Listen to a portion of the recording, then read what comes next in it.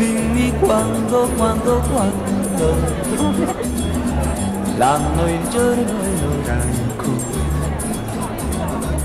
forse tu mi baci. Tú llegas aquí hace casi 4 años a Florencia, ¿y cuáles son tus primeras impresiones? Llegué a un sitio donde estaba viendo muchísimas cosas y muchísimas obras que había visto solo en el papel o durante En la carrera, claro. Y por ejemplo, pues una de las primeras obras que vi que más me impactó fue el David.